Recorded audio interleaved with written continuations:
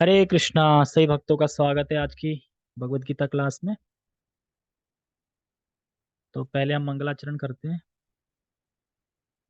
ओम अज्ञान तिमिरांधस्य ज्ञानांजनाशलाकया चक्षुरुन्मीलितं येन तस्मै श्री गुरुवे नमः। श्री चैतन्य मनोभीष्टं स्थापितं येन भूतले स्वयं रूपः कदा मह्यं ददाति स्वपदान्तिकम्। वन्देऽहं श्रीगुरो श्रीयुतापदकमलं श्री वैष्णवांश श्रीरूपं साग्रजातं सहगण रघुनाथान्वितं तं सजीवं साधुवेतं सावधूतं परिजनसहितं कृष्ण चैतन्य देवं श्री राधा कृष्ण पादान सहगण ललिता श्री विशाखान्त विशांचा। हे कृष्ण करुणा सिंधु दीन बंधु जगतपते गोपेश गोपिका कांता राधा कांता नमस्तुते। तप्त कांचन गौरांगी राधे वृंदावनेश्वरी वृषभानुसुते देवी प्रणमामि हरिप्रिये। वाञ्छाकल्पतरुभ्यश्च कृपा सिन्धुभ्य एव च पतितानां पावनेभ्यो वैष्णवेभ्यो नमो नमः। जय श्री कृष्णा चैतन्य प्रभु नित्यानंद श्री अद्वैत गदाधर श्रीवासादि गौर भक्तवृंद। हरे कृष्णा कृष्णा कृष्णा हरे हरे हरे राम राम राम हरे हरे। रामाय रामभद्राय रामचंद्राय वेदसे रघुनाथाय नाथाय सीताय पते नमः। नमो विष्णुपादाय कृष्णपृष्ठाय भूतले श्रीमते भक्तिवेदांत स्वामिनि इति नामिने। नमस्ते सारस्वते देवे गौरवाणी प्रचारिणे निर्विशेषा शून्यवादी पश्चात देशतारिणे। हरे कृष्णा।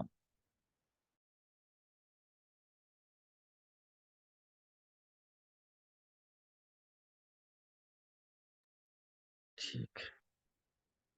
ओके। कहाँ पे थे हम? ठीक है, तो भगवत गीता यथारूप अध्याय 18 श्लोक क्रमांक 62। तो कल 61 में हमने पढ़ा था कि उसमें बताया जा रहा था कि अगर हम अर्जुन प्रश्न करें कि मैं तो स्वतंत्र होके कार्य करूंगा, कर लूंगा, आपकी क्या जरूरत है? तो भगवान ने बताया कि नहीं कर पाओगे, क्योंकि मैं परमात्मा रूप में सभी हृदयों में बैठा हूँ, खड़ा हूँ, और मैं ही उनको उनके पूर्व कार्यों में नियोजित कर रहा हूँ। तो कहने का अर्थ यह है कि स्वतंत्र नहीं है, ये हमें समझना है। ठीक है। और उसके बाद थीम लास्ट में ये थी कि इसके लिए हमें जब हमें पता चल जाएगा कि सब कुछ करने वाले भगवान ही हैं और भगवान ही हमें स्मरण देते हैं, विस्मरण देते हैं, और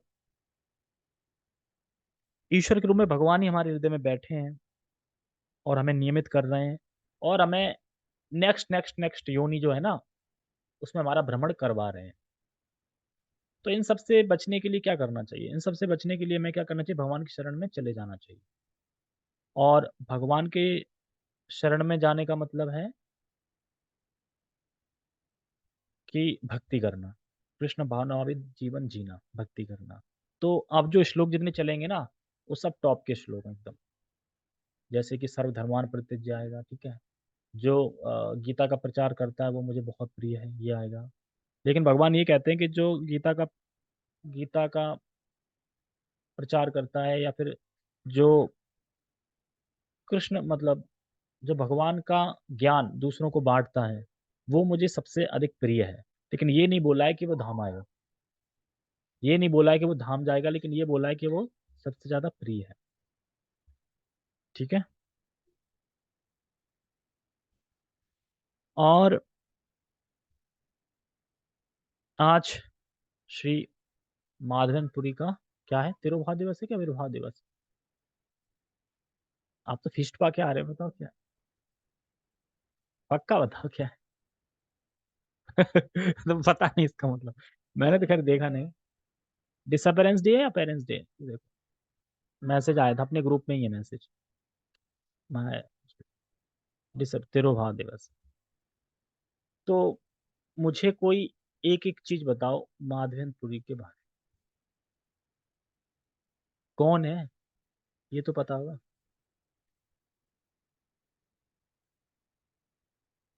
चैतन्य महाप्रभु के गुरु हैं?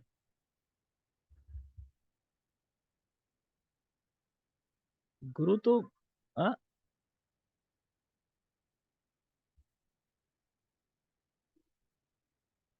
ईश्वरपुरी बात तो नहीं थे? माधवेंद्रपुरी।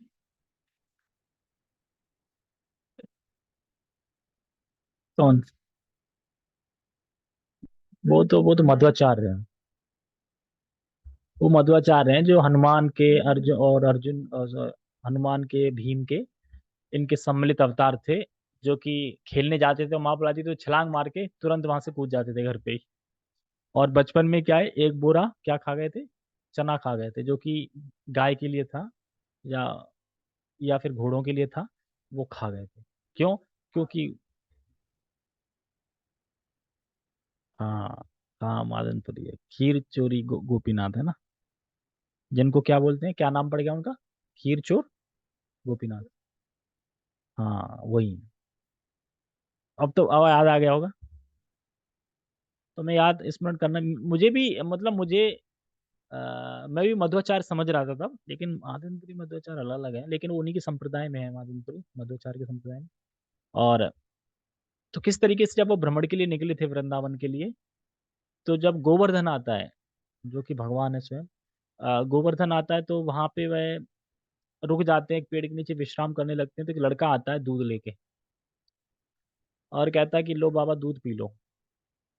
बाबा दूध पी लेते हैं, बाबा को दूध बहुत पसंद है, गरम गरम दूध। हमारे शिला प्रभुपाद जी को भी पसंद था बहुत दूध, क्योंकि जब शिला प्रभुपाद जी कहीं भी जाते थे कहते, चाय आई। एक बार किसी मीटिंग में गए थे, तो वहां सबके लिए चाय आई, चाय। तो प्रभुपाद जी से बोला गया चाय, प्रभुपाद जी नहीं। तो प्रभुपाद जी ने बोला क्या मुझे एक कप, मतलब एक गिलास हॉट वाटर मिल्क, वो हॉट मिल्क मिल सकता है? प्रभुपाद जी मिल्क पीते थे। और प्रभुपाद जी से मुझे याद आ गया, प्रभुपाद जी की बात चल रही थी तो, कि प्रभुपाद जी जब यहाँ आए थे, भारत लौट, मतलब अमेरिका में काफी कुछ प्रचार हो गया था। उसके बाद वे भारत में प्रचार करने के लिए जब कलकत्ता वापस आए थे, तो उनका बहुत मन था कि मायापुर में मंदिर हो, क्योंकि उनके गुरु का भी मन था और प्रभुपाद जी का भी मन था। तो वहां पे जो जमीन थी वो मिल नहीं पा रही थी, क्योंकि वो किसी मुस्लिम की थी, तो मिल नहीं पा रही थी। लेकिन वहां पे और भी गुरु भाई के वो थे, गुरु भाई के भी वो थे मठ, लेकिन वो कोई सहायता नहीं कर रहे थे। तो फिर प्रभुपाद जी ने निश्चय किया कि जाते हैं, और अपने एक दो भक्तों को लेके चल दिए, और कहाँ पहुंचे, नवदीप धाम। और बता सकता है नवदीप धाम में कहाँ रुके? जब पहली बार मायापुर गए थे, मतलब पहली बार नहीं गए थे, दोबारा गए थे, लेकिन जब मंदिर की जगह खरीदने के लिए गए थे, तो हम वहां जा चुके हैं। और वहां जाके किसी ने शायद मिष्टी भी खाई है। हाँ, गौड़िया मठ तो है ही खैर। गौड़िया मठ तो एक नाम हो गया ना। नहीं, चैतन्य गौड़िया मठ। मिष्टी भी खाई है वहां पे, चुपके चुपके। अब बता मंदिर कौन सा है वो? खाई नहीं तुम चुपके चुपके मिष्टी? कौन सा मंदिर था वो? गदाधर नहीं था। देवानंद पंडित, यस, देवानंद पंडित जो है ना, वहां रुके थे देवानंद, देवानंद के मतलब मंदिर में, वहां पे मठ में। और बताते हैं कि वहां से मायापुर जा ही नहीं पाते हैं प्रभुपाद जी। इतनी बारिश हुई, इतनी बारिश हुई, इतनी बारिश हुई कि गंगा इतना फैल गई कि वहां से बोट ही नहीं जा पा रही थी, और प्रभुपाद जी जा ही नहीं पाए। प्रभुपाद जी ने सोचा कि अब बारिश तो बंद होने वाली है नहीं, वापस चलते हैं, कलकत्ता चलते हैं। मतलब कलकत्ता से कुछ ज्यादा दूर तो था नहीं मायापुर, तो कलकत्ता वापस चलते हैं। और उसके लिए पता चला कि कलकत्ता में ट्रेन में बैठ गए, और ट्रेन में इतना पानी, पटरियों में इतना पानी भरा था कि ट्रेन चल रही रुक रही, एक जगह तो 8 घंटे रुक गई। अब सोचो भरे डब्बे में 8 घंटे ट्रेन रुक जाए तो कैसा लगेगा। प्रभुपाद जी ने अपने किसी भक्त को भेजा कि जाओ कुछ बाहर देखो, कुछ है कलकत्ता जाने के लिए, पर कुछ नहीं मिला। फिर ट्रेन चल देती है, एक स्टेशन रुकती है, वहां से सब लोग उतर के दूसरी ट्रेन में बैठ जाते हैं, फिर जैसे तैसे पहुंच जाते हैं कलकत्ता। और फिर कहते हैं शायद कृष्ण की इच्छा नहीं है कि मायापुर में मंदिर हो। गए, क्योंकि गए तो पानी बरस गया ना, पहुंच ही नहीं पाए मायापुर। नवद्वीप धाम से लौट के आ गए हम लोग, नवद्वीप, नवद्वीप से। तो इस तरीके की लीला ये आएगी। अब ये लीला मैंने सुना दी, अब ये जब भी पढ़ेंगे आएगी ना तो आपको याद आ जाएगा, हाँ ये मैं बता रहा था। मैं पढ़ रहा हूँ आगे तो ये वहीं से बता रहा हूँ। तो हम बात कर रहे थे महाजनपुरी की। तो महाजनपुरी वही लड़का आया तो चला गया। तो जिस बर्तन में उसने दूध दिया था, तो वो बर्तन कुछ अद्भुत था। और कहता मैं वापस बाद में ले लूंगा, आप बाबा आप पियो, मैं बाद में ले लूंगा। उसके बाद बाबा की दूध पी के आंख लग गई। आंख लग गई, मान लो सपना आया। तो सपना आया और वो समझ गए कि मतलब वो कौन था बालक, और ये बर्तन भी यहाँ का नहीं है, दूध भी यहाँ का नहीं है। उसके बाद वो सपने में फिर आता है लड़का, और उसे उन्हें झाड़ियों में ले जाता है और कहता है मैं गर्मियों से यहाँ मर रहा हूँ, मुझे निकालो बाहर, बहुत गर्मी लग रही है यहाँ।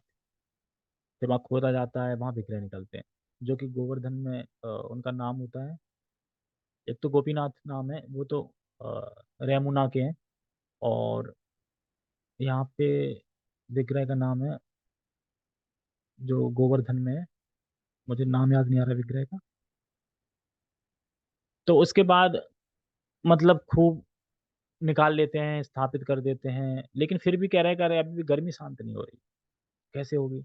जाओ आप चंदन लेके आओ नीलांचल से। कहाँ पे? नीलांचल नहीं, कौन नीला पर्वत कौन सा है जहाँ पे मिलता है चंदन? जगह का नाम क्या है? नीलांचल है ना? नीलांचल है ये। तो नीलांचल जाओ, वहां से चंदन लेके आओ। तो चल जाते हैं, जाते हैं, जाते हैं, जाते हैं। और उसके बाद रेमुना आता है ना, तो वहाँ पे गोपीनाथ थे। तो गोपीनाथ थे तो वहाँ पे गोपीनाथ खीर बनती थी बहुत स्वादिष्ट। तो मन कर गया कि खीर कहाँ से मैंने देखा था, लेकिन मिल नहीं पाई। रात को सो गए वहीं पे। तो फिर सबको पता ही है कि स्वयं गोपीनाथ उनके लिए एक कुल्हड़ छुपा के रख लेते हैं, और पुजारी को बाद में सपने बोलते हैं कुल्हड़ पीछे रखा है, एक बहुत शुद्ध भक्त आए हैं महाजनपुरी, उनको दे के जाओ, उनको जाओ दो। फिर वो चिल्लाते हैं रात में, कोई महाजनपुरी है यहाँ पे, कोई है? कहता हाँ मैं हूँ, आपके लिए भगवान ने एक कुल्हड़ खीर छुपा के रखी। तो वो घबराते, मेरे लिए कुल्हड़ खीर? अब तो मैं फेमस हो जाऊंगा, यहाँ पे हो जाऊंगा ना। निकल जाते हैं वहां से, और क्या सोचते हैं कि चंदन लेने जाना है। फिर नीलांचल पहुंच जाते हैं, चंदन लाते हैं। और अब इतने बुढ़ापे में थक जाते हैं, और फिर वहीं जब लौट के आते हैं वापस, तो फिर वो भगवान सपने में आते हैं, बोलते हैं कि तुम ऐसा करिए मानपुरी, ये चंदन घिस के मुझे यहीं लगा दीजिए गोपीनाथ, यहाँ लग जाएगा, वहां मुझे लग जाएगा। मुझे विग्रह का नाम याद नहीं आ रहा कि उन विग्रह का नाम क्या है। नरसिंह भगवान कहाँ से आ गए बीच में? हाँ तो गोपीनाथ की तो लगाए थे, नरसिंह भगवान के चंदन कब लगा है? लगाए। हो सकता है किसी और कल्प की याद आ गई होगी ना, उसमें लगा हो शायद। बहुत सारे कल्प में बहुत सारी अलग कथाएं होती हैं। और कल ही मैं एक कथा सुन रहा था हिस ग्रेस अमोघ प्रभु जी की, उसमें बता रहे थे कि एक भक्त थे एक, उनका नाम था रसिकानंद। बहुत अच्छी कथा करते थे। तो राजा ने इनवाइट किया। अब राजा के वहाँ कथा में बैठ गए, कथा स्टार्ट हो गई। तो राजा क्या है कि अब बहुत सारे काम होते हैं ना, तो इशारों से कुछ लिखा पढ़ी कर रहे थे, इशारों से। मतलब कथा भी चल रही थी, इशारे भी कर रही थी, ऐसे करके इशारे भी चल रहे थे। इशारे चल रहे थे। जो रसिकानंद के शिष्य थे ना, रामकृष्ण, वो आते हैं, एक थप्पड़ जहाँ पे धरते हैं, कर रहे किसके? राजा के। चटाक। सारे सैनिक देखते हैं कि ये क्या हुआ, राजा के सीधा चपाट मार दी। उस तुरंत सबने तलवार निकाल दी उसको सर कलम करने के लिए। राजा कहते हैं शांत हो, और कहते हैं थैंक यू, तुमने बहुत अच्छा किया कि मुझे थप्पड़ मार दिया। एक्चुअली कथा के बीच में ये इशारे करना या कुछ ऐसे करना ना, ये अपराध है, और मैं ये अपराध कर रहा था। अगली बार फिर से करूं तो दो और लगाना। तो रामकृष्ण ने 20 खेल दिया था उनके साथ, है ना। तो इससे मैंने ये सीखा कि जब भी कथा हो रही हो तो इशारे भी नहीं करने चाहिए, मतलब कुछ और नहीं करना चाहिए, बैठ के सामने देखना चाहिए। मैं इसलिए नहीं बता रहा हूँ कि कोई इशारे करता है, तो इसलिए बता रहा हूँ, मैंने सुना आज, मैं इसलिए बता रहा हूँ, ठीक है कि हम्म। खुद ही मार सकता है। नहीं, सामने वाला मार सकता है ना। ठीक है, हम श्लोक की तरफ आते हैं। हाँ, उसके बाद चंदन लगा के फिर इस तरीके से मादनपुरी है। और भी उनका अगर पढ़ना है तो पढ़ सकते हैं उनके बारे में। ठीक है, हम श्लोक पढ़ते हैं। भगवद गीता यथारूप अध्याय 18 श्लोक क्रमांक 62। तमेव शरणं गच्छ सर्वभावेन भारत, तत्प्रसादात् परां शान्तिं स्थानं प्राप्स्यसि शाश्वतम्। तमेव शरणं गच्छ सर्वभावेन भारत, तत्प्रसादात् परां शांति स्थानं प्राप्स्यसि शाश्वतम। ठीक है, आज हम लेट हो गए हैं, इसलिए आज आवृत्ति नहीं करवाएंगे, और आज श्लोक सरल भी है ना, सब लोग कर लेंगे। ठीक है, हम एक बार शब्द का अर्थ समझते हैं। तमेव शरणम गच्छ, तुम्हें भगवान की शरण में जाना है। भगवान की शरण में जाने का मतलब होता है भक्ति करनी है, ठीक है। तो तम एव यानी उन्हीं की ही शरण में जाना चाहिए। कौन कह रहा है? सुप्रीम लॉर्ड कृष्णा अर्जुन से कह रहे हैं उन्हीं की ही शरण में जाना चाहिए। उन्हीं की किसकी? जो कल के श्लोक में बताया ना, ईश्वर जो परमात्मा है ना। अच्छा, कृष्ण अलग है और परमात्मा अलग है, इसका मतलब अलग अलग डिफरेंट है। नहीं, वो अपने बारे में बोल रहे हैं, ठीक है। तो उन्हीं की ही शरण में जाना चाहिए, उन ईश्वर की ही शरण में जाना चाहिए। किन ईश्वर की शरण में? भगवान कृष्ण की। हाँ, तमेव। देखो, तमेव बोल रहे हैं ना, उनकी शरण में जाना चाहिए, तमेव। अच्छा, आगे चल के बोलेंगे सर्वधर्मान प्रत्यज्य माम एकम, माम। वो तो मेरी बोल रहे हैं ना, कृष्ण थोड़ी बोल रहे हैं अंदर जो बैठा है मेरी, मतलब उनको बोलो तो दिक्कत, मेरी बोलो तो दिक्कत। जाना ही नहीं है ना उनको शरण में, इसलिए। तो भगवान कृष्ण, तो कभी कभी लोग बोलते हैं तमेव बोल रहे हैं,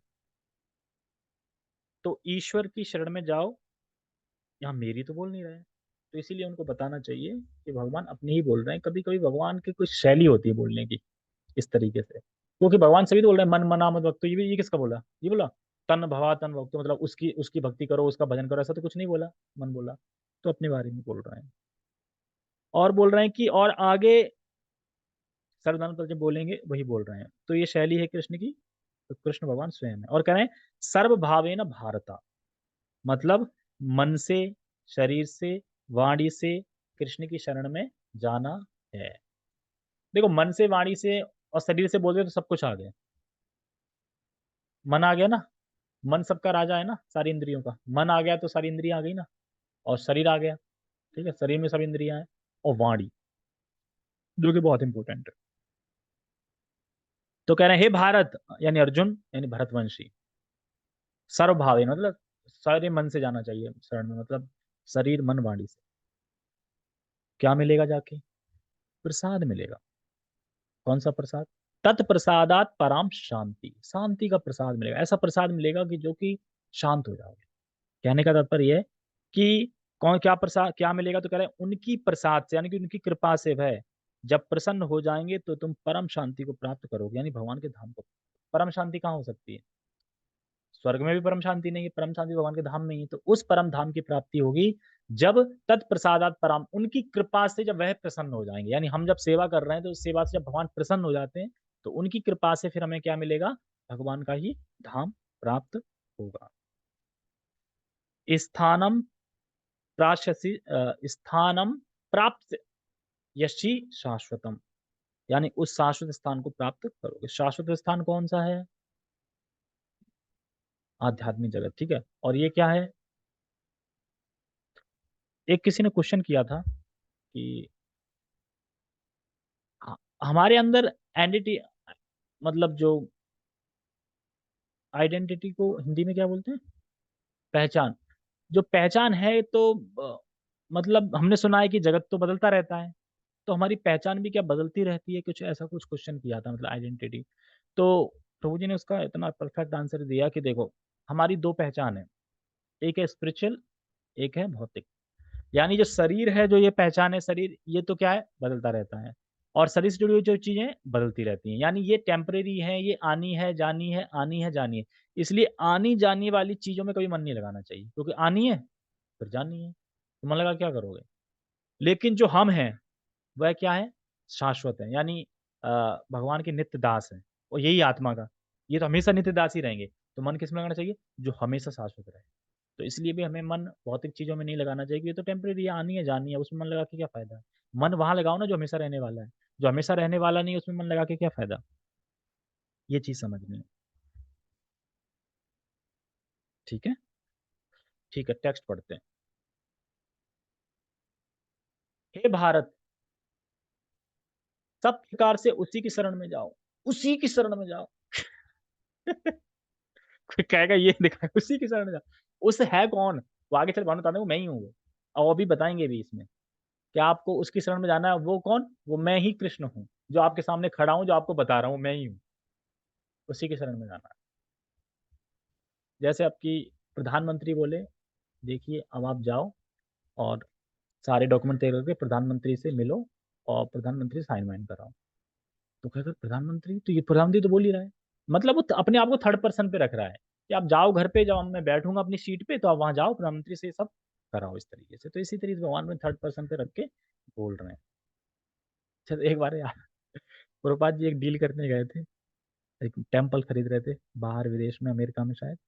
तो डील हो नहीं पा रही थी, कुछ डॉलर का कुछ डिफरेंस हो रहा था। वो कह रहा था कि इतने डॉलर, पता नहीं 1.5 लाख डॉलर, वो कह रहा नहीं 2 लाख डॉलर, ऐसे करके। तो प्रभुपा जी सामने, प्रभुपा जी बैठ गए, प्रभुपा जी कह रहे हैं, शिष्यों से बोला है टेक केयर, आप करो। प्रभुपा जी बैठ गए। और जब वो दोनों बातें करने लगे, प्रभुपा जी पहुंच गए एज अ थर्ड पर्सन बन गए। अच्छा आप क्या बोल रहे हो? अच्छा 1.5 लाख। अच्छा आप क्या बोल रहे हो? हम 1 लाख, 1 लाख बोल रहे हैं, ऐसे करके। ऐसा करो फिर 1.25 पे फाइनल करो। बोल देखो प्रभुपा जी कितने चालाक है लेने में। मतलब वो दोनों बातें कर थर्ड पर्सन में आके पहुंच गए। अच्छा तुम कितने बोल रहे हैं? हम, मैं डील कराता हूँ, मैं कराता हूँ डील। ऐसे कर डन कर दिया, हो गया। तो इस तरीके से प्रभुपाद जी जब, मतलब लगते हैं कि मैनेजमेंट कर रहे हैं, लेकिन पूरे पूरे एकदम भक्ति में डूबे हुए थे। तो कह रहे हैं कि शरण में जाओ, उसकी शरण में जाओ। किसकी शरण में जाओ? किसकी शरण में जाना है? कृष्ण की शरण में। हाँ, उसकी कृपा से क्या होगा? उसकी कृपा से तुम परम शांति को तथा परम नित्य धाम को प्राप्त करोगे। तो कभी नहीं सोचना चाहिए कि हम अपने साधना के बल पे परम धाम को, यानी भगवत धाम जा सकते हैं। हम कभी भी अपने बल पे, मैं कहूँ ना, मैं अपने दम पे भगवत धाम जाके दिखा दूंगा, मैं 64 माला करूंगा भगवत धाम दिखा जाऊंगा, कभी नहीं जा पाऊंगा। कैसे जा पाएंगे? बताते हैं। साधना करते करते जब हम, भगवान का हृदय द्रवित हो जाता है, भगवान जब ये सोचते हैं, ये कितनी मेहनत कर रहा है मेरे लिए, कितनी सेवा कर रहा है। भगवान जब द्रवित हो जाते हैं और मतलब कृपा करना चाहते हैं कि इतने मेरे लिए कर रहा है, तो कृपा तो करेंगे भगवान। तब उनकी कृपा होती है और उस कृपा से हम फिर भगवान के पास जा पाते हैं। ऐसा हम अपने चैलेंज मूड से नहीं जा सकते जब तक भगवान की कृपा नहीं होगी। जैसे कि जब यशोदा माता बांध रही थी, तो अपनी ताकत से नहीं बांध पा रही थी कि एक रस्सी छोटी पड़ेगी तो दूसरी ले आई, तीसरी ले आई, चौथी ले आई। जब भगवान देखे कितना प्रयास कर रही है, थक गई है, चलो बन जाते हैं ना, कृपा कर दी, तो फिर बांध पाए। तो उसी तरीके से हम भगवान धाम तभी जा पाएंगे जब भगवान की कृपा हो।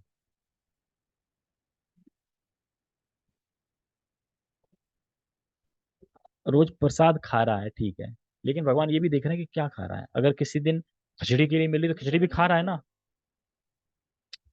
हाँ, जो मिल रहा है अगर वही खा रहा है, प्रसाद वाला कुछ नहीं खा रहा है, तो उसका बिल्कुल सोचें भगवान। क्योंकि वह अपनी इंद्रियों का दमन कर रहा है ना, क्योंकि बाहर से मन हो रहा है ना खाने का। आज तो पनीर खाने का मन हो रहा है, लेकिन नहीं, जो मिला वो खाएंगे। यानी जो मिला वो खाएंगे और प्रसाद ही खाएंगे। तो उसे, तो यही लेके चल लो, लेकिन 16 माला तो करनी ही करनी है। 16 माला तो करनी ही करनी है। ऐसा हो जाता है कि प्रसाद भी रोज नहीं खा पाऊँ, किसी न किसी दिन तो ऐसा हो ही जाता है कि फिर यहाँ से टच करना पड़ता है कंठी माला, है ना। कभी कभी मानसिक ऑफर करना पड़ता है, ऐसा हो। या फिर एक डिब्बी रखें छोटी, उसमें तुलसी रख लें, और जहाँ कहीं रास्ते में तुलसी रख के, और भगवान का फोटो मोहन में होता ही है, तो एक कपड़ा रखें बढ़िया, कोरा कपड़ा रखें, ढाक दें और घंटी बजा दें और लगा दें वो। नहीं, फिर भी एक नियम तो है ना, जैसा घर पे नियम है वैसा कुछ कुछ तो फॉलो कर रहे हो ना उसको। मायापुर धाम में तो सब खाओ, नहीं छोड़ा। जो मिले वो। लेकिन इस बार गौरंगा मार्केट नहीं जा पाए ना, इसलिए वैसा कुछ आ नहीं पाया, क्योंकि आ ही नहीं पाए। ठीक है, तो कहाँ पे थे हम? तो भगवान की कृपा से ही भगवान की प्राप्ति हो पाएगी हमारी। हमारे दम पे हम भगवान की मतलब भगवान के धाम की प्राप्ति नहीं कर सकते। और हम साधन जब करते हैं तो उसमें भगवान पिघल जाते हैं। देखो कितनी सेवा करता है मेरा। जैसे कभी ये देखा है कि कभी कभी जो मजदूर होते हैं और वो कभी मतलब भया भयंकर काम कर रहे हो, जैसे कि दुपहरिया में पसीने में सरिया काट रहे हैं, कुछ कर रहे हैं, हम देख के नहीं पिघल जाते हैं वो कितनी मेहनत कर रहे हैं, चलो पानी दे दें, थोड़ा थक गए होंगे, है ना। ऐसा लगता है ना। तो सोचो हम तो भगवान के अंश हैं, और हम जब ऐसी मेहनत करेंगे और तो भगवान पिघलेंगे नहीं, क्योंकि फादर है ना। तो पिघलेंगे ही पिघलेंगे। इसीलिए जब भगवान पिघलते हैं तब फिर कृपा करते हैं, ठीक है। हाँ,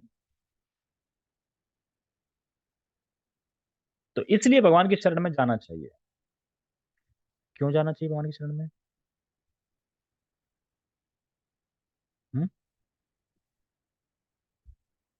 इसलिए भगवान की शरण में जाना चाहिए, अर्थात तम मतलब इसलिए का मतलब यहाँ पे यह है कि क्योंकि भगवान नियामक है और हमको विभिन्न शरीर दे रहे हैं। नियामक होता है ना, पिछले उसमें भगवान नियामक है, सबको विभिन्न शरीर दे रहे हैं, भरमा रहे हैं। अगर भगवान विभिन्न शरीर दे सकते हैं तो भगवान ही हमें उस शरीर से निकाल भी सकते हैं। किसमें ताकत है? जब जो देने वाले में, वही निकाल सकता है, और कोई तो निकाल नहीं सकता। जैसे मैं बोलूं कि 100 रुपए कौन दे सकता है? जिसके पास होंगे वही तो देगा, होंगे नहीं वो कैसे दे देगा? तो वही है। तो जो दे रहा है, जो शरीर दे रहा है, वही शरीर से निकाल सकता है। तो जो विभिन्न शरीर दे रहे हैं तो शरीर से मुक्त करके इन्हें की शक्ति भी भगवान से ही प्राप्त होती, मतलब भगवान ही शक्ति हमें दे सकते हैं कि हम इस शरीर से मुक्त हो जाएं। और सारा अरेंज तो माया करती है, लेकिन माया करती किसके कहने पे? भगवान के कहने पे करती है। और इसमें एक वर्ड आया था सर्व भावन। भावन मतलब कि, मतलब हर प्रकार से जो कुछ भी मुझे भगवान ने मुझे दिया है, मतलब मन दिया है, शरीर दिया है, वाणी दी है, या और कुछ जो भी दिया है, उसे हमें भगवान की सेवा में नियोजित करना चाहिए। मन को, वाणी को, शरीर को। अब कोई बोले कि वाणी को अलग से क्यों रखा गया? वाणी तो शरीर के अंदर ही है ना, जीव तो शरीर के अंदर ही चिपकी है, तो इसको अलग से क्यों बोलते हैं? क्योंकि ये बहुत इंपॉर्टेंट है। इसी से हम किसी को खुश कर सकते हैं, किसी को दुख से सकते हैं, बिना हाथ पैर चलाए, सिर्फ जीवा से। इसलिए इसको बहुत इंपॉर्टेंट बताया गया। इसी से हमारे नाम संकीर्तन करेंगे और इसी से प्रसाद खाएंगे। अगर ये कंट्रोल हो गई ना, प्रसाद नियमित रूप से खाएंगे, तो बाकी इंद्रियां भी कंट्रोल हो जाएंगी, क्योंकि बोलेंगे, खाना बोलना खाना ही तो मैन है ना। सब लोग आजकल दुनिया में क्या बातें चल रही, खाना बोलना, खाना बोलना। अब मेरे ऑफिस में तो एक ट्रेंड चला है, ट्रेंड चलता रहता है मेरे ऑफिस में। अभी ट्रेंड चल रहा है वो भिखारी का। भिखारी का ट्रेंड चल रहा है कि जब लंच आती है ना तो लोग एक दूसरे तीसरे से नहीं मांग के खा लेते हैं। वो ट्रेंड चल रहा है, इतना दुखी कर रखा है उसने, एक है हमारे ऑफिस में, कि लोगों का जीना हराम कर दिया उसने। और रोज, अरे ये तो अंगूर भी मांग लेता है, सेब भी मांग लेगा, कल टिफिन भी धुलवा लेगा, पता नहीं क्या क्या, मतलब कि खाने के ऊपर ही चल रही, सुबह शाम खाना खाना खाना खाना, बस वही। तो इसी प्रकार से इंसान को पता ही नहीं है, वो खाने में व्यस्त, पता ही नहीं कि इसके बाद कुछ दुनिया है कि नहीं। तो कहने का मतलब ये है कि हमें अपने मन को, शरीर को, वाणी को भगवान की सेवा में नियोजित करना चाहिए। इसीलिए बोल रहे हैं सर्व भावेना। और क्या है? अगर शरण शरण में जाएंगे तो क्या होगा? अगर हम शरण में जाएंगे तो क्या होगा? तो कह रहे हैं शाश्वतम स्थानम परम शांति। अगर हम शरण में जाएंगे तो हम कल्पना भी नहीं कर सकते कि हम ऐसे स्थान में जाएंगे जहां पे कोई दुख नहीं। अब सोच सकते हैं, ऐसा स्थान जहाँ कोई दुख ही नहीं है, वो स्थान कौन सा है? धाम है भगवान। वहां दुख ढूंढने से भी नहीं मिलता, यहाँ सुख नहीं मिलता ढूंढने से, वहां दुख नहीं मिलता ढूंढने से। तो भगवान के उस स्थान को श्रुतियों में भी कहा गया है, मतलब वेदों में भी कहा गया है, तद विष्णु परम पदम। यानी और वह व्यक्ति और कोई नहीं है, मैं ही हूं तुम्हारे जो साथ खड़ा हूं। मतलब भगवान ये भी कह रहे हैं कि वह व्यक्ति और कोई नहीं, जो मैं कह रहा हूँ ना कि उसकी शरण में जाओ, वो व्यक्ति और कोई नहीं, वो व्यक्ति मैं ही हूँ, और मैं ही आपके सामने खड़ा हूँ। तब कौन कौन खड़ा है अर्जुन के सामने? पितामह भीष्म खड़े हैं। कौन खड़ा है? कृष्ण खड़े हैं ना। पीछे खड़े होंगे ना, लेकिन सामने तो कृष्ण ही खड़े हैं, तो वो मैं ही हूँ। और इससे पहले भी भगवान ने 15:15 में कहा, सर्वे कौन से, कहाँ से श्लोक याद है? हाँ, सर्वस्य चाम हृदय सन्निविष्टो मत्तः स्मृत स्मृति ज्ञान अपोहनम च वेद से सर्वम अहम वेद वेद्यो। ऐसे करके जो श्लोक है, तो वही भगवान ने बोला है कि मैं ही सभी जीवों के हृदय में हूँ, और मैं ही विस्मरण देता हूँ, मैं ही स्मरण देता हूँ, ये कहा था। और भगवान ने अर्जुन को भी घोषित किया था। अर्जुन ने भी तो घोषित किया था ना कि श्लोक में, परम धाम परम ममा परम, है ना, आप ही परम धाम हो, आप ही परम ब्रह्म हो। परम ब्रह्म मतलब उनसे ऊपर कोई नहीं, परम धाम मतलब वही धाम है लास्ट, ठीक है, वहीं से सब आते हैं, परम धाम है।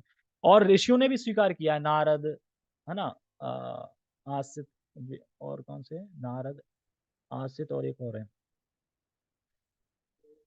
हाँ, देवल। तो इनने भी घोषित किया है। ऐसा नहीं कि हम पहली बार ही अर्जुन बोल रहे हैं। अर्जुन आप तो जानते हो ना, भगवान ही कह रहे हैं, आप तो जानते हो ना। आपने परम धाम भी बोला है मुझे, और 15:15 में भी मैंने बता दिया है। तो इस प्रकार से सारी चीजें भगवान ने समराइज कर दी थी अर्जुन को। अब हम तात्पर्य पढ़ते हैं, फटाक से, तात्पर्य में कुछ है नहीं, सब समझा दिया है। तात्पर्य, अतएव जीव को चाहिए कि प्रत्येक हृदय में स्थित भगवान की शरण ले। कौन? कृष्ण की शरण ले। मतलब क्या है? भगवान मतलब शरण क्यों ले? क्योंकि भगवान नियामक हैं, इसलिए उनकी शरण में जाना चाहिए। उनकी कृपा से ही हम उनकी प्राप्ति कर सकते हैं, इसलिए उनकी शरण लेनी चाहिए। इससे इस संसार के समस्त प्रकार के दुखों से छुटकारा मिल जाएगा। समस्त प्रकार के जितने भी दुख हैं इस संसार में, सबसे छुटकारा मिल जाएगा। एक प्रश्न पूछा था किसी ने कि हम बहुत पहले गोलोक में थे, तो हम कैसे आए यहाँ? रोजन बोला, हम गोलोक में नहीं थे। जैसे कि जो इस संसार में कर्मी लोग हैं, उनको पता ही नहीं कि गोलोक भी कुछ होता है। पता है? गोलोक धाम भी कुछ होता है, ऐसा नहीं। उसी तरह जो जो गोलोक धाम है, उन्हें नहीं पता था कि भौतिक संसार भी कुछ होता है। याद ही नहीं है भौतिक संसार कुछ होता है, तो आएंगे क्यों? और एक्सप्लेन किया था बाकी बाद में कि मतलब ये वही है ना कि हम कब आए यहाँ पे। हम तो अगर शाश्वत दास थे तो यहाँ कैसे आए? हम एक बार धाम पहुंच जाएंगे तो वहां से नहीं आएंगे, ये पक्का है। कहते हैं ना कि एक बार जो मेरे धाम को प्राप्त करता है दोबारा इस जगत में लौट के नहीं आता। तो यानी हम जा ही नहीं पाए, हम गए ही नहीं है। वो लोग पहुंच जाएंगे तो लौट के नहीं आएंगे इस तरीके से। तो इसीलिए लोगों का यहाँ पे जो है उन्हें गोलोक के बारे में नहीं पता बिल्कुल, जो गोलोक में उनको इसके बारे में पता है, क्योंकि वहां इतना आनंद है, पता ही नहीं इसके बारे में कि कुछ बहुत संसार होता है। नहीं ना, शुरू से ही है ना, शुरू से ही यही है, बहुत संसार में भटक रहे हैं। वहां होते तो क्यों आते? या फिर अगर अगर मैं बोलूंगा हाँ वहां थे, आ गए, तो कहोगे तो दोबारा पहुंच जाएंगे, तो फिर आ जाएंगे। फिर, है ना? ठीक है। और शास्त्र इसके बारे में चुप है कि हम कब आए, कैसे आए, क्या आए। ठीक है। तो अपनी बुद्धि इसमें लगाओ कि 16 माला करनी है, 4 नियम का पालन करना है और सेवा करनी है, और शिला प्रभुपाद जी को पढ़ना है। ठीक है। ओके, आगे बढ़ते हैं। ऐसी ऐसी शरण पाने से मनुष्य न केवल इस जीवन के सारे कष्टों से छुटकारा पा सकेगा, अपितु अंत में वह परमेश्वर के पास पहुंच जाएगा। हम इतनी बार सुनते हैं ना कि, पर हम इसको समझ नहीं पाते कि back to Godhead, back to Godhead, भगवान के धाम वापस वापस वापस पहुंच जाएंगे। भगवान के धाम पहुंचने का मतलब क्या है? भगवान के धाम पहुंचने का मतलब है कि साक्षात, मतलब हमेशा हमेशा साक्षात भगवान के पास रहेंगे और उसे भगवान को टच करेंगे, छुएंगे, इस तरीके से धाम पहुंच जाएंगे। जैसे हम यहाँ हैं, है ना, साक्षात देख रहे हैं फिजिकल, ऐसे ही धाम में भी फिजिकल। ये है धाम, बैक टू गॉड हेड पहुंचने का। ये नहीं कि वहां भी जाके आप भगवान को देख ही नहीं पा रहे हैं। वहां जैसे नॉर्मल है वैसे ही भगवान की सेवा करेंगे, रहेंगे। मनुष्य न केवल इस जीवन पढ़ लिया, ठीक है, वैदिक साहित्य में भी, ऋग्वेद में भी कहा गया है, दिव्य जगत तद विष्णु परम पदम, ये बता दिया मैंने, परम पदम के रूप में वर्णित है। क्योंकि सारी सृष्टि ईश्वर का राज्य है, अतः इसकी प्रत्येक भौतिक वस्तु वास्तव में आध्यात्मिक है। लेकिन परम पदम विशेषतया नित्य धाम को बताता है, जो आध्यात्मिक आकाश या वैकुंठ कहलाता है। इसमें ये बता रहे हैं कि भौतिक जगत भी भगवान का ही धाम है, पर यहाँ भगवान का प्रकटीकरण नहीं होता, मतलब दिखते नहीं है, मतलब प्रकटीकरण नहीं है, माया का है, पर भगवान का प्रकटीकरण नहीं। पर ये भी तो भगवान की शक्ति है, तो अलग कैसे हो सकती है? यानी सारे पूरे ब्रह्मांड में भी तो भौतिक संसार ही आ रहा है ना अंदर ही, ऐसा थोड़ी कि भौतिक संसार कुछ अलग बना है कहीं पे जाके। तो इसीलिए इसको बोल रहे हैं कि आध्यात्मिक ही है, धाम ही है भगवान का, लेकिन माया का धाम है एक तरीके से। भगवान स्पष्ट, मतलब इसलिए बनाया भगवान ने ये कि यहाँ से लोगों को सजा दे दाके, और फिर जो जो नित्य धाम बताया गया है, मतलब वहां पहुंच सके। तो आधा आध्यात्म जगत इतना बड़ा है, इतना बड़ा है कि वहां पे कभी भी ये कमी नहीं पड़ सकती कि ये मेरा प्लाट है, ये तुम्हारा प्लाट है, यहाँ जमीन नहीं मिल रही, ये नहीं मिल रही। बहुत बड़ा है, एक चौथाई हिस्सा ज्यादा है इस ब्रह्मांड से। ठीक है। अब कोई पूछे कि हमने इस्कॉन ज्वाइन क्यों किया है, सीधा आंसर आएगा, प्रसाद खाने के लिए। और क्यों किया है? प्रसाद खाने के लिए नहीं किया है। प्रसाद मिलना बंद हो जाए फिर क्लास में जाओ, चले जाओ। फीस्ट मतलब अपेरेंस डे है, चैतन्य महाप्रभु का, पर प्रसाद नहीं है। हाँ, उस लेवल पहुंचे तब तब हो जाएंगे, लेकिन अभी होता है ना, अभी क्यों ज्वाइन किया है? अभी तो प्रसाद के लिए किया है ना। 4:20 से भागे, फीस्ट मिल गई यहाँ से। हमें पता होता तो हम भी 5 बजे भागे जाते। चलो कोई नहीं। तो हमें इस्कॉन क्यों ज्वाइन किया है? ताकि हम लोग कृष्ण की लीला, कृष्ण तत्व, हरि नाम, जप, सेवा, साधु संग, ये सब कर सके, है ना, और फिर आगे बढ़ सके। भगवत गीता के 15वें अध्याय में कहा गया, सर्वस्व काम हृदय सन्निविष्टो मत्ता स्मृति, अप मत्ता स्मृति ज्ञान अपोहनम च। तो भगवान प्रत्येक जीव के हृदय में स्थित हैं। अतएव इस कथन की मनुष्य अंत स्थित परमात्मा की शरण ले का अर्थ है कि वह भगवान की शरण ले। भगवान की शरण ले मतलब भक्ति करे। कृष्ण को पहले ही अर्जुन ने परम स्वीकार कर लिया है, बताया ना मैंने। 10वें अध्याय में उन्हें परम ब्रह्म, परम धाम के रूप में स्वीकार किया जा चुका है। अर्जुन ने कृष्ण को भगवान तथा समस्त जीवों के परम धाम के रूप में स्वीकार कर रखा है। इसलिए नहीं कि उनका निजी अनुभव है, वरना इसलिए भी कि नारद, असित, देवल, व्यास जैसे महापुरुष से प्रमाण है। प्रमाण उपस्थित हैं, दिख रहे हैं ना। नारद, असित, देवल, व्यास, ये प्रमाण उपस्थित हैं। तो भगवान की शरण लेंगे और हरे कृष्ण महामंत्र जप करेंगे और भक्ति करेंगे, तो इस तरह हम भगवान के धाम को जा सकते हैं। तो मैन भगवान की शरण लेना है, ठीक है। ओके। जगत गुरु शिल प्रभुपाद की जय। श्रीमद् भगवद गीता की जय। नित्य निताय गौर प्रेमानंदे। हरि हरि बोल।